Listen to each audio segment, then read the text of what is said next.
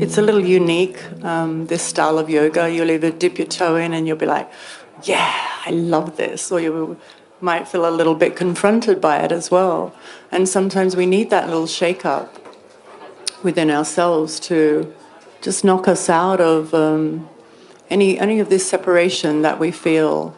And a lot of us do feel that. So I'm really about connectivity and helping you remember your divinity, and that we all have this oneness and this purity within us, no matter what we've been through. So it's extremely powerful. And as long as you're always held in that moment, and breath is the gateway to consciousness. Like, it absolutely is. Left hand nostril breathing.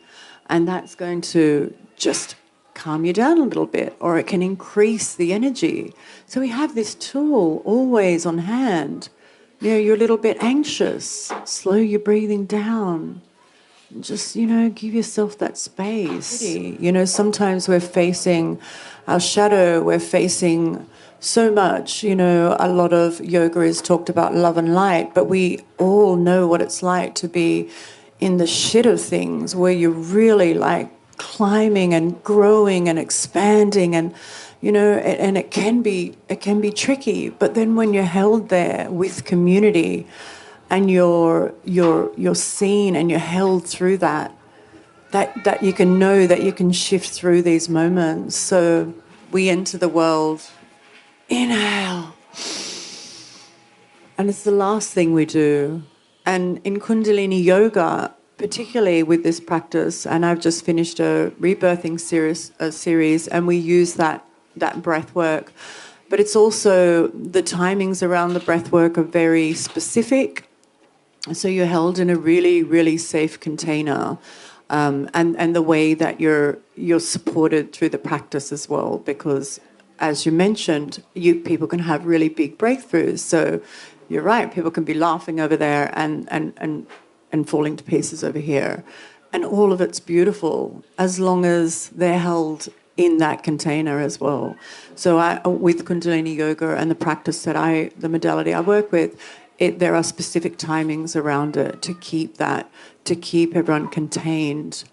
And in Kundalini yoga, after you practice each posture, we take this deep inhale, and then you suspend the breath and you apply Mula Bandha. So this is squeezing like the anus, the navel, and the sex genitals, basically.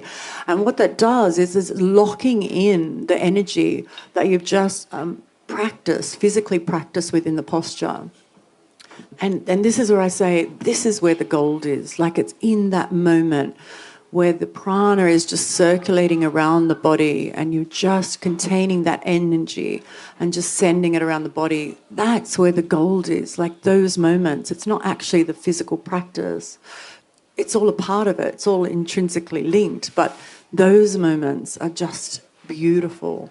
And I like to make mention of that because it's that stillness. You're not actually physically doing anything in that time, just sending that energy around the body and letting that prana circulate.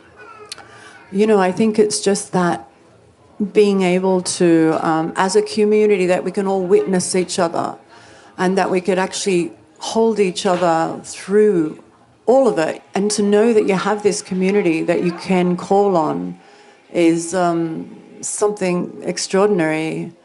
And, it's such a journey, and if we can all give ourselves that space to move through that journey, no matter what it looks like, and it ain't always going to look pretty, but that we just allow that space for each other. This, to me, is just gorgeous, that we can be seen and we can be held, as community, that there's no... there's no right or wrong in this, that we can just move through it together. And these practices, all of these practices, from breathwork to yoga to Zen Tai, it allows that. So I just love community and love bringing people together and just seeing that and feeling that tangible change in energy after we've shared practice together.